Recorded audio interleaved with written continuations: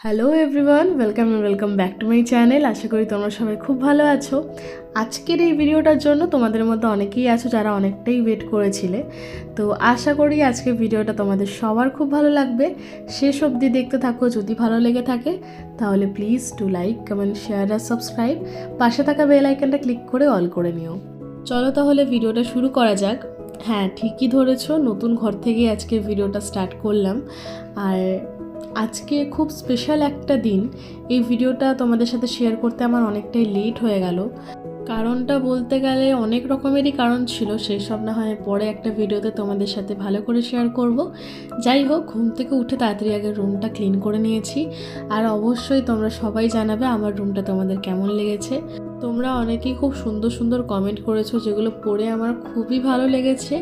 আর তার মধ্যে কয়েকজন আবার হোম ট্যুরও দেখতে চেয়েছো। নিশ্চয়ই তোমাদের সাথে হোম ট্যুর আমি শেয়ার করব, তোমরা অনেকেই দেখলাম বলেছো। তো তার জন্য আমার একটু টাইম লাগবে, কেননা তার মাঝে অনেক ভালো ভালো ভিডিওস আসতে চলেছে। আশা করি সেগুলোও তোমাদের ভালো লাগবে। যাই হোক, স্নান টান করে দেখতেই পাচ্ছ চলে এসেছি। আজকের দিনটা কেন বললাম স্পেশাল, কেননা আজ ছিল মহাশিবরাত্রি। তাই আজকের এই শুভ দিনটাকে আমরা সবাই বেছে নিয়েছিলাম ঘরের যেই মেন পুজোটা সেটার জন্য। তোমরা সেটাকে গৃহপ্রবেশও বলতে পারো। আসলে এটা আমরা ঘরোয়াভাবেই করে নিয়েছিলাম।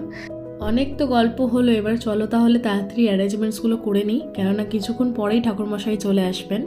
এদিকে আমার মা সব রকমের বাসনপত্র নিয়ে বসে গেছে পরিষ্কার করতে, আর তোমাদের একবার গুড মর্নিংও বলে দিয়েছে।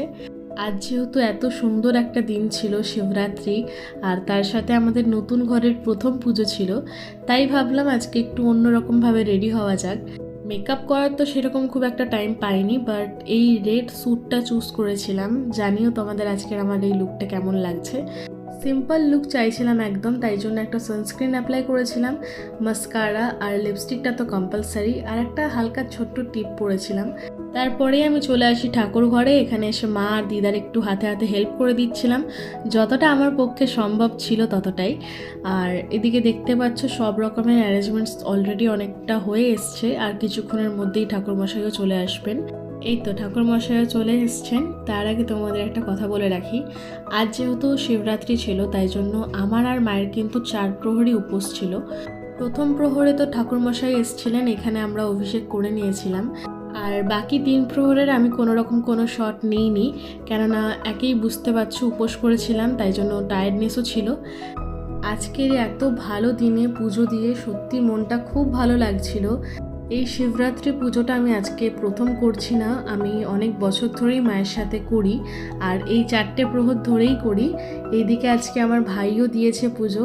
আগেও অনেকবার এই কথাটা আমি বলেছি যে ভগবানের এতটা আশীর্বাদ না থাকলে, এতটা কৃপা না থাকলে হয়তো আজকের এই দিনটা আমরা দেখতে পেতাম না।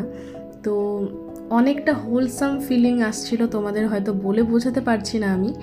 আর তোমাদের তো এন্ডলেস ভালোবাসা রয়েছে, এরকমভাবেই সত্যি ভালোবেসে যেও। অনেক কম টাইমে তোমরা আমাকে অনেকটা সাপোর্ট করেছো, এরকমভাবেই পাশে থেকো। আর তোমাদের জন্য আমি চেষ্টা করব যেন আরও ভালো ভালো ভিডিওস আনতে পারি। তো যাই হোক, যেটা বলেছিলাম, আজ যেহেতু গৃহপ্রবেশ ছিল তাই জন্য যজ্ঞটা তো কম্পালসারি, এটা করতেই হবে। দেখতেই পাচ্ছ কতটা সুন্দরভাবে আজকের পুজোটা হয়েছে। ক্যামেরাতে জানি না তোমরা কতটা কি বুঝতে পারছো, বাট সামনে থেকে জাস্ট মুগ্ধ হয়ে যাবে তোমরা, এতটাই সুন্দর লাগছিল দেখতে।